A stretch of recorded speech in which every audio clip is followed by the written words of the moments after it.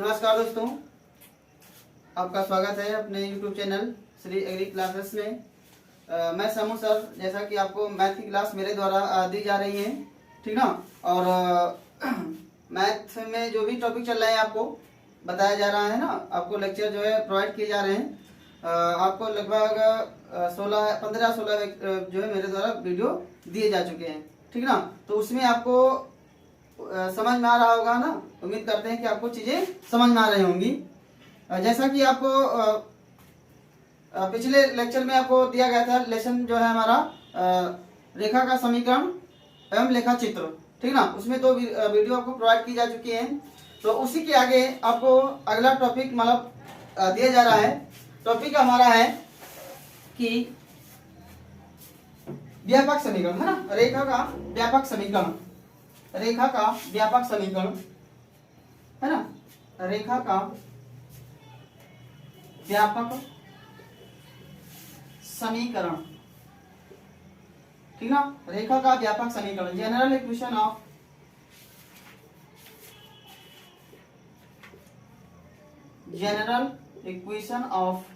Line, है ना, general equation of line, ठीक ना। तो रेखा का व्यापक समीकरण हमारा क्या होता है, ठीक ना। तो जैसा कि हमको पता है कि यानी अगर हमारी कोई समीकरण है, ठीक है, समीकरण हमारी इस फॉर्म में है कि ax plus B Y plus C equal to 0, ठीक ना। रेखा का व्यापक समीकरण, general equation of a line, यानी अगर हम यहां से y की बात करें, है ना, रेखा की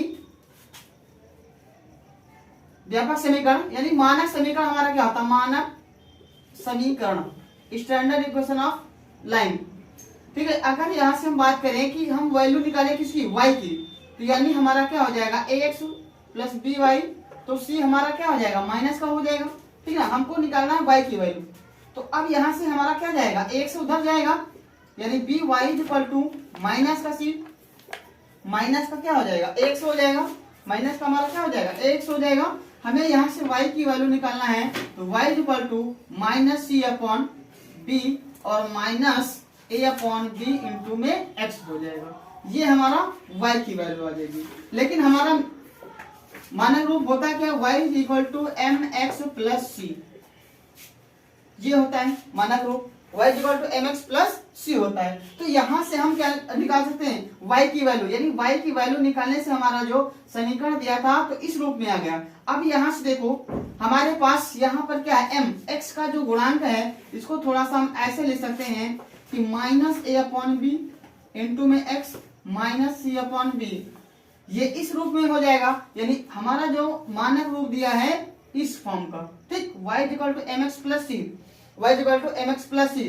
तो यहाँ पर भी हमारे पास क्या होना चाहिए, y equal to M X, है ना, और c की जगह पर हमारा क्या है, देखो यहाँ से अगर इस समीकरण की हम इस समीकरण से तुलना करें तो y equal to M X, यानी x का गुणांक हमारे पास क्या है, माइनस का a अपॉन बी है ना। तो यहाँ पर x is equal to minus a upon B, ये हमारा क्या हो जाएगा, m की वैल्यू, ठीक ना, m की वैल्यू। और यहाँ से देख लो भाई c हमारा क्या है, ये हो जाएगा c is equal to minus C upon B, minus का c अपॉन बी, ठीक है, माइनस का c अपॉन बी। तो ये हमारा क्या हो जाएगा, रेखा का व्यापक समीकरण, है ना, रेखा का व्यापक समीकरण, है ना। y equal to M X plus C है। अगर इस टाइप के हमारे पास कोई समीकरण दी हुई है कि ax plus B Y plus C equal to 0, तो हम यहाँ से क्या निकालेंगे, हम निकालेंगे वैल्यू y की, है ना। तो यहाँ से c हमारा उधर चला जाएगा, पक्षांतर हो जाएगा, माइनस सी हो जाएगा, ठीक ना। हम फिर इस ax को उधर ले जाएंगे तो माइनस का हो जाएगा, फिर y को अपने पास रखेंगे, b को क्या करेंगे, भेजेंगे उधर, तो हमारा यहाँ पर b क्या हो जाएगा, सबके अपॉन में चला जाएगा। अब हमारे पास समीकरण क्या होती है, y equal to M X plus C, है ना, इसको इस रूप में बनाना है। तो y इक्वल टू माइनस के a अपॉन बी इंटू में x minus C upon B, तो यानी जो x का गुणांक है वही तो हमारा क्या है, m है ना। अगर हम यहाँ पे बात करें कि m हमारा क्या है, x का गुणांक, m जो है हमारा x का गुणांक है, क्या है भैया, गुणांक है, ठीक ना। c क्या है, अचर पद है, c हमारा क्या है, अचर पद है, ठीक ना, अचर पद है। तो ये हमारा हो जाएगा रेखा का व्यापक समीकरण, ठीक। ठीक ना, रेखा का व्यापक समीकरण। ठीक, चलिए क्वेश्चन देखते हैं हम लोग,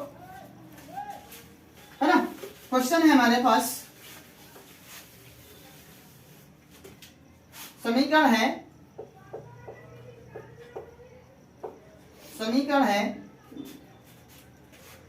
2x प्लस का -3y प्लस का 5 इक्वल टू 0। ये है हमारे पास समीकरण है हमारे पास 2x - 3y plus 5 equal to 0। तो इसको हमें क्या किस रूप में बदलना है, y is equal to mx plus c के रूप में बदलना है, y is equal to mx plus c के रूप में बदलना है, ठीक ना, y is equal to mx plus c। तो यहां से देख लीजिए आप, है ना, यहां से हम क्या निकालेंगे, सबसे पहले y की वैल्यू निकालेंगे। समीकरण हमारा दिया है 2x - 3y, इस अचर पद को उधर ले जाएंगे, माइनस का 5 बन जाएगा, ठीक ना, माइनस का 5 बन जाएगा। अब इस 2x को उधर ले जाओ तो माइनस का 3y इक्वल टू -5, और ये 2x माइनस उधर चला जाएगा तो माइनस का हो जाएगा, माइनस का 3y इज इक्वल टू, अगर हम यहाँ से माइनस कॉमन लें और इसको थोड़ा सा पहले रखें तो क्या हो जाएगा, प्लस का 2x और प्लस का 5, ठीक ना। तो माइनस से माइनस कैंसिल, यहाँ से y बराबर क्या हो जाएगा, 2x/3 प्लस का 5/3, ये हमारी समीकरण आ जाएगी। अब यहाँ से आप तुलना कर सकते हो, तुलना कैसे करेंगे, y equal to mx plus c, है ना, y equal to mx plus c।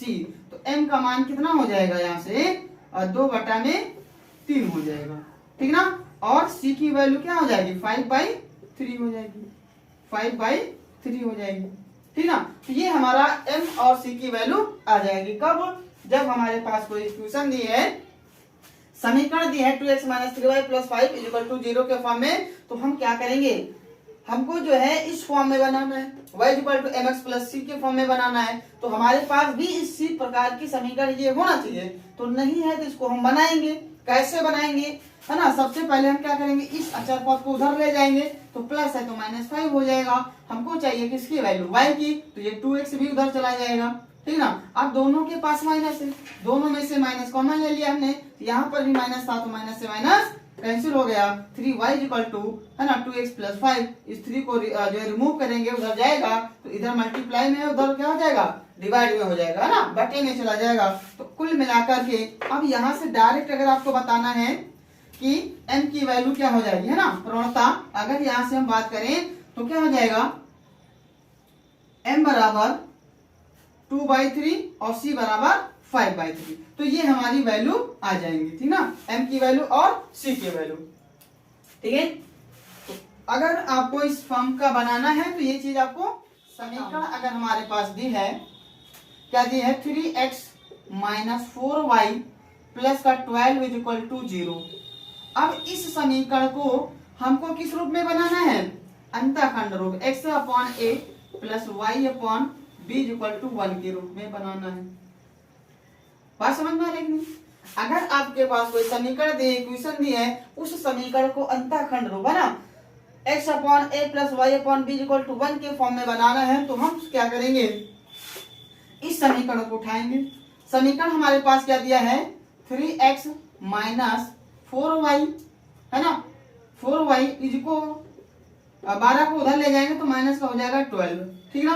अब क्या करेंगे, 3x अपॉन में इसको लिए इधर ले आएंगे, ठीक ना, तो माइनस का 12 हो जाएगा, ठीक ना, -4y है तो ये भी हमारा क्या हो जाएगा, माइनस का 12 हो जाएगा, और -12y -12, मतलब -12 से सभी में भाग कर लिया हमने, ठीक ना, भाग कर लिया। तो जब भाग करेंगे ये देखो कैंसिल हो जाएगा, और ना ये वाला माइनस से क्या हो जाएगा, इस वाले माइनस को हटाएंगे तो ये प्लस बना देगा, प्लस बना देगा, इसको काट लो, 4 1 कम 4 4 3 12, 3 1 कम 3 3 4 12, तो यानी क्या गया, यहाँ से बचा x, नीचे बचा 4 लेकिन माइनस का 4, प्लस y/में कितना 3 इज इक्वल टू में 1। अब देखो ये हमारा समीकरण कैसा आ गया, इस रूप में आ गया, आया कि नहीं। तो जब ऐसे आ चुका है x/a तो a की वैल्यू कितना, -4, ठीक ना, y/b तो y/ कितना है, यानी ये b की वैल्यू हो जाएगी 3। तो तो इस तरह से हमारे ए और बी की वैल्यू मिल जाएगी हमको, ठीक है ना। अगर आपके पास कोई समीकरण दिया है, क्वेश्चन दिया है, तो उसको हमें इस रूप में बनाना है, इस रूप में बना करके ए और बी की वैल्यू व्यापक समीकरण को x cos alpha plus y sin alpha equal to p में बदलना, है ना।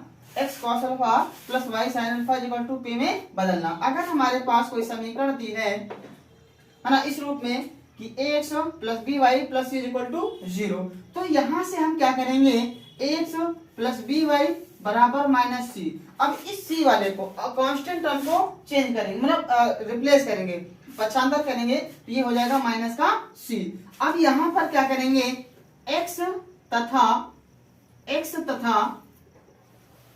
y का गुणांक, x तथा y के गुणांक, x तथा y के गुणांक, है ना, का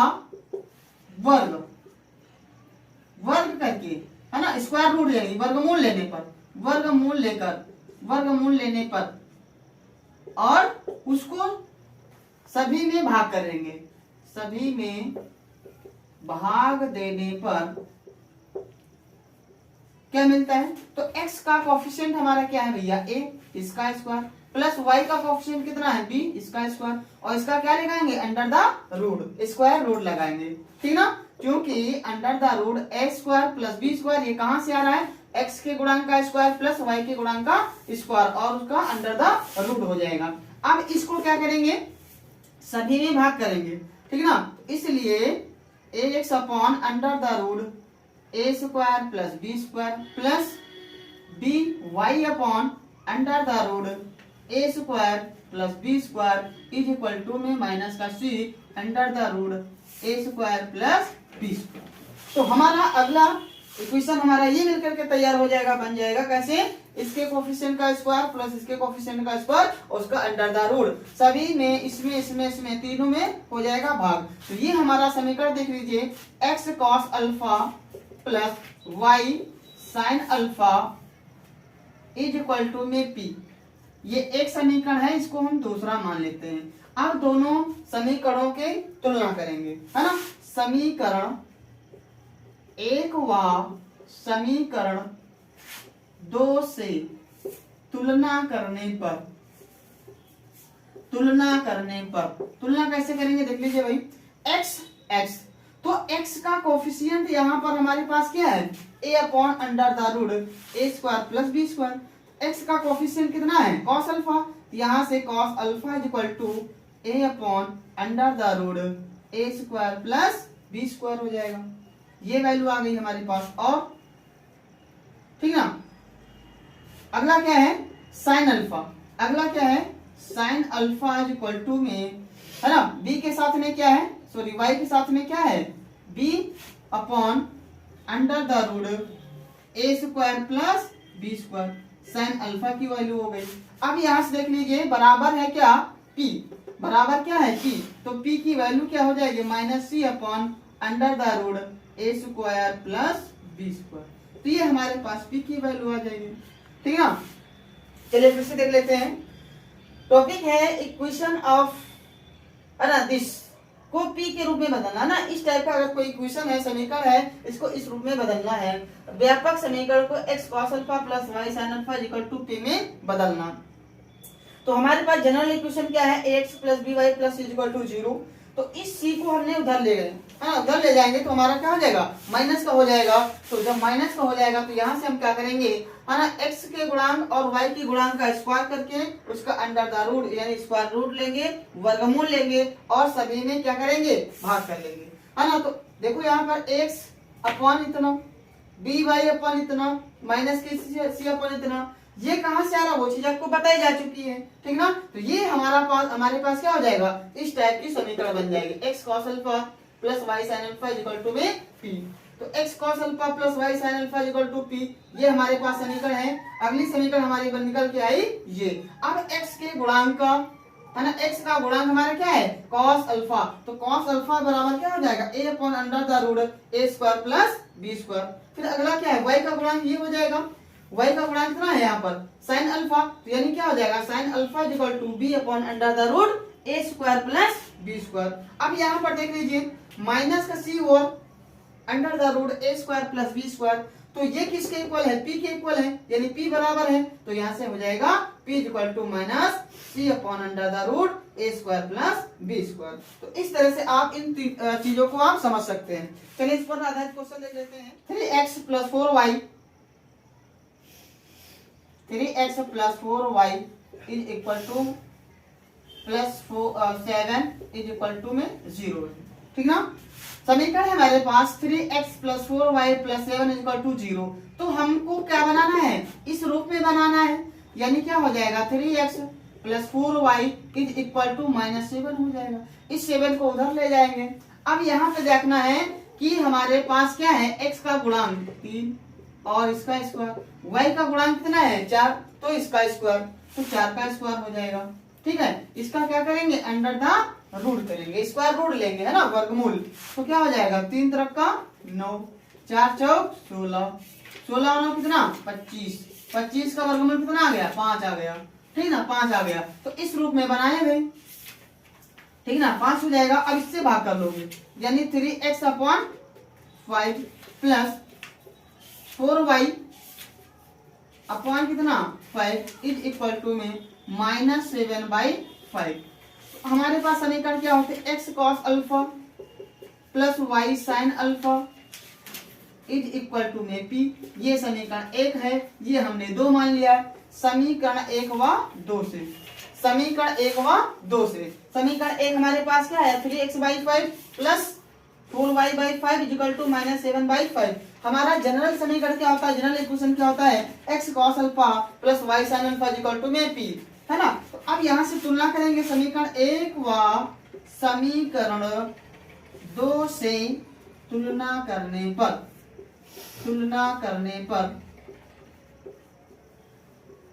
तो जब तुलना करेंगे तो क्या हो जाएगा, x का गुणांक, तो x का गुणांक क्या है 3/5, तो यहां से cos alpha is equal to में 3/5 हो जाएगा, तथा यहां से क्या हो जाएगा y का गुणांक क्या है sin अल्फा, तो sin alpha is equal to में कितना हो जाएगा y का कोफिशिएंट 4/5 एंड तथा c की वैल्यू क्या हो जाएगी, p की वैल्यू ना, यहाँ पर हो जाएगा p की वैल्यू, p बराबर हो जाएगा माइनस 7/5, ठीक ना।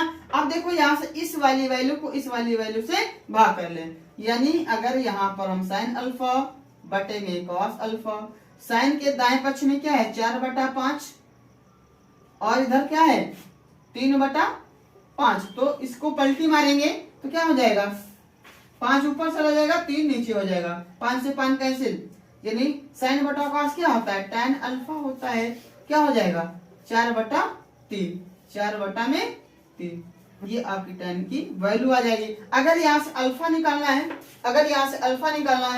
तो alpha is equal to tan inverse 4/3 हो जाएगा, तो ये वैल्यू आ जाएगी अल्फा की हमारे पास, ठीक है ना। तो चलिए देख लेते हैं फिर से क्वेश्चन क्या था, व्यापक समीकरण को x cos alpha plus y sin alpha is equal to p में बदलना। अगर आपके पास कोई समीकरण दिया है, क्वेश्चन दिया है, तो उसको हमें इस रूप में बदलना है। तो सबसे पहले क्या करेंगे, अचर पद को उधर ले जाएंगे, ठीक है, x के गुणांक और y का गुणांक, उसका स्क्वायर रूट लेंगे, वर्गमूल निकालेंगे, है ना। स्क्वायर करने के बाद उसका अंडर द रूट लेंगे, है ना, 3 तरफ का 9, 4 4 16, 16 9 25, यानी अंडर रूट से कितना आ गया 5 आ गया। इस 5 में इसमें भाग लगाएंगे, इसमें लगाएंगे और इसमें लगाएंगे। भाग लगाने के बाद हमारे पास ये समीकरण बन गई। इस समीकरण का नाम दे दिया हमने क्या, एक। अगली समीकरण हमारे पास दी होती है, ये आपको ज्ञात होता है, ठीक ना। तो यहाँ से 1 और 2 की तुलना करेंगे, है ना। cos अल्फा बराबर कितना आ गया 3/5 और sin अल्फा बराबर 7/5, ठीक ना, 7/5 सॉरी 4/5। तो साइन इस वाली वैल्यू को इस वाली वैल्यू से भाग करेंगे, तो साइन बटा कॉस क्या होता है tan होता है, तो tan अल्फा बराबर, है ना, ये वैल्यू बटे ये वैल्यू, 4/5 में 3/5 से भाग लगाएंगे, 5 से 5 कैंसिल, तो हमारे पास वैल्यू क्या आ गई tan alpha is equal to में 4/5, तो अल्फा इज इक्वल टू क्या हो जाएगा tan इनवर्स 4/3। तो इस तरह से हम इसको सॉल्व करते हैं, ठीक ना। चलिए आशा करते हैं कि चीजों आपको समझ में आई होंगी, है ना। अगर कोई समस्या हो रही है किसी चीज को, कोई ना समझ में आ रही हो बात, तो उसको आप कमेंट में बता सकते हैं, ठीक ना। तो इस तरह से आशा करते हैं आपको जो है हमारी तरफ से जो भी वीडियो आपको दी जा रही है तो प्रोवाइड की जाती रहेंगी, ठीक है। चलिए आज की क्लास को यहीं पर वाइंड अप करते हैं, समाप्त करते हैं, और अगली क्लास में अगला टॉपिक को हम लोग स्टार्ट करेंगे, ठीक है। Thank you.